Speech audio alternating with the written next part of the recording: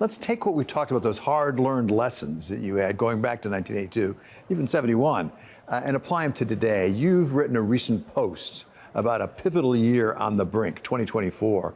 Take us through your analysis there. There were many things that surprised me in my life that wouldn't have surprised me if I had studied the history, because they didn't happen in my lifetime, but they happened many times before.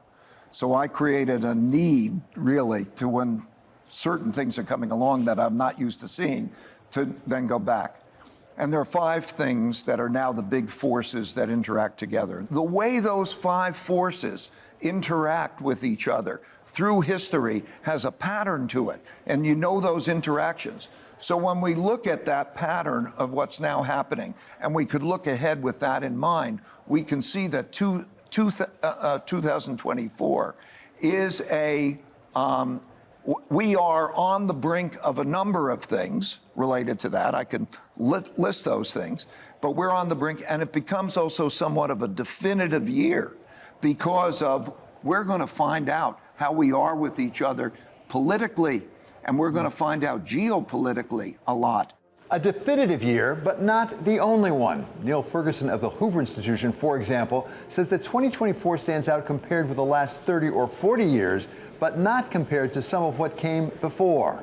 If you go back maybe to the 1990s, that period seemed pretty low risk.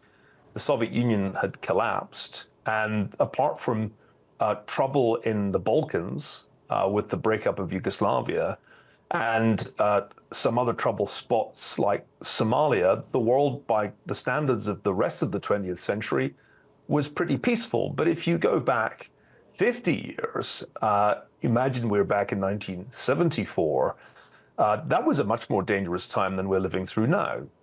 And I speak with some insight as I'm in the midst of writing about that period as I write the 2nd volume of my biography of Henry Kissinger. So we have a tendency to judge the present by comparison with the recent past. But the recent past was an interwar period, the period between 2 Cold Wars. Cold War I ended with the Soviet collapse, and we didn't really notice Cold War II beginning, but I think it really began when Xi Jinping came to power in China. Geopolitical risk is not the only factor that may make 2024 pivotal. We also have elections around the world, and particularly in the United States, which raises uncertainty over economic policies, which Neil Ferguson thinks markets are well equipped to handle. I think we know that markets try to adjust for domestic political risk. We know this because there's been some great work done in recent years on the way that in an election year, investors have a tendency to make some allowance for policy uncertainty.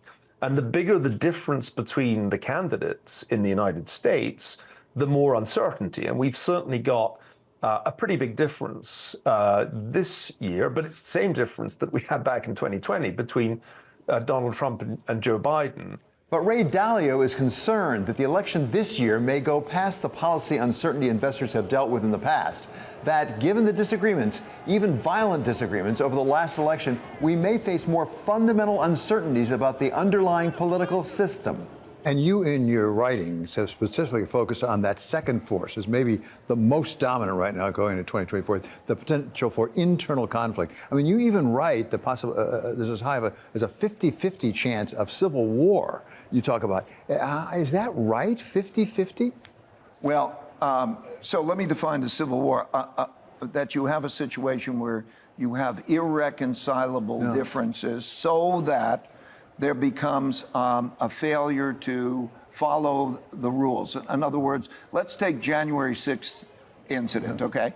You could see a situation in which you don't accept losing, don't accept the results. We are getting more and more, not only just in the election, but even in decision making, as the state of Texas deals with the federal government on issues, or we had sanctuary city issues where there may not be the agreeing on that.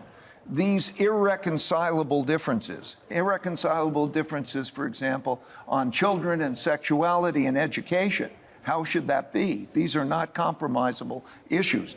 that greater and greater extremism is an issue. And so when we come to, let's say, this election period, how will we get through that, and how will we work together in an effective way? Or will it be even so chaotic and that we start fighting with each other? So when I say we're on the brink, I think that it's safe to say, or accurate to say, that some of these questions exist, and we will find out in a year, okay, how well we can be together, and how well we would be together, not only the conflict, but how effective can we be. We're going to find that out over the next year. What we need, I think, is a strong middle. We have to do this together with a strong middle and a bipartisan. In my opinion, almost the President of the United States should have a bipartisan cabinet. In other words, draw the best and bring it together so that there's a bipartisanship, so we're not going to harm each other. And then almost do a Manhattan Project-like convention of thinking about how we do an engineering so that we raise productivity levels in a broad-based way, and that we create equal opportunity and strive for equal opportunity. I think we need to have that sort of thing, because that polarity that has to do with wealth also has to do, and values, is something that threatens our system. Once again, Neil Ferguson is more hopeful that we can avoid the worst of the turmoil we experienced in 2020, that the Constitution is constructed to deal with what we're seeing and will once again stand us in good stead. I am not as pessimistic as those who think if Donald Trump is re-elected, it's the end of the Republic, it's the end of the Constitution, because the founders designed the Constitution very brilliantly with the notion in mind that somebody like Donald Trump might very well become president one day. You can see it in the Federalist Papers. You can see Alexander Hamilton, for example, and James Madison thought that this would likely happen because they too studied history, they too applied history, and they saw that most republics came unstuck because a demagogue would become president. And so the Constitution is really well designed to make it hard for somebody who doesn't respect it to overthrow it. However the United States comes out of the election this year, we will have to confront the large and growing deficit, which will mean breaking the pattern of simply amassing ever greater debt. There are two constraints to debt. No, you can't get deeper and deeper and deeper in debt and spend without consequences, because when you borrow, you have to pay back. And then the question is, do you pay back in hard money or do you pay back in printed, cheaper money? So what you see are these two factors. First is the debt service squeezing expenditures, because as debt rises and interest rates rise, debt service as a percentage of your spending rises, and that squeezes out other types of spending. So that's a mechanical thing, and it works that way. And we can see it happening as we project over the next 5 and 10 years. It becomes more and more apparent. I won't get into all that. But the second is that as that becomes more apparent, then you have a situation where holders of the debt may not want to hold the debt, because one man's debts are another man's assets. And so if they are holding debt assets that either they feel cannot be well paid back or will be monetized, you don't want to hold that. In addition to the economic cycle, external conflict, and internal conflict, Ray Dalio focuses on the potential of technology, not just to disrupt, but to address some of the challenges we face. Man's inventiveness and new technologies that they create is the fifth force. And that force is now more powerful than it has really been before. It's a new industrial age. But even the promise of technology takes us back to the geopolitical risk Ray Dalio is concerned about, particularly, as Neil Ferguson points out, given the central role of Taiwan in the production of the chips needed for AI.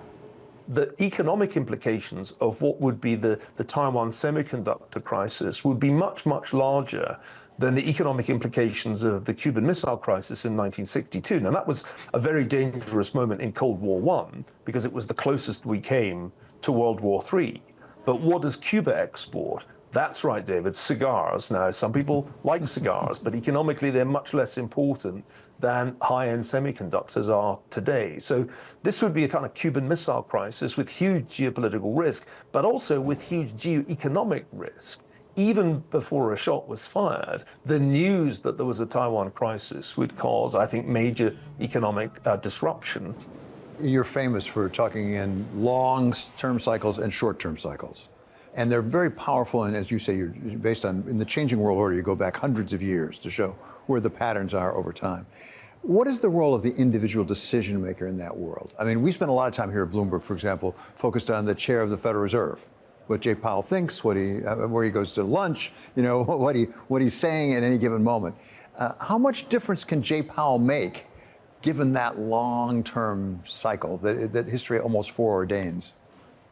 You always have to view the individual within the context of the circumstances they face. A different type of individual is required for different types of circumstances in history. And you always have to look at the long term versus the short term, because over the short term, you're going to have these big swings and so on. But over the longer term, if a swing goes too far in one direction, there's going to be the necessity, the compelling, obvious necessity to go in the other direction. So a good example would be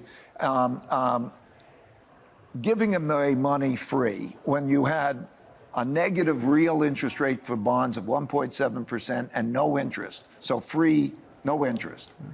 At the same time as you had principal-only loans, so that you didn't have to pay principals back, principal payments. You basically had free money, created an excessive bubble that then created the basis of the next cycle, right? And then to tightening a monetary policy.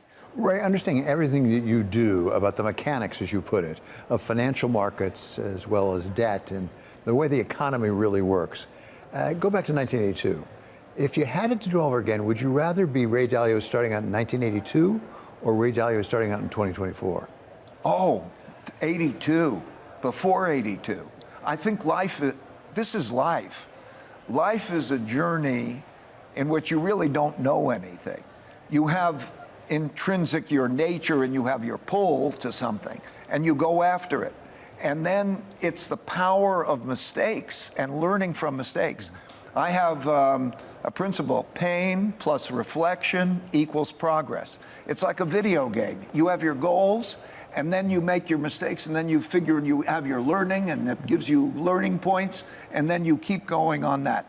That journey, including the mistakes, is so much better than to have I got it right, I know everything right, and there's no such adventure, no such journey. No, I'd much rather start out and have that journey.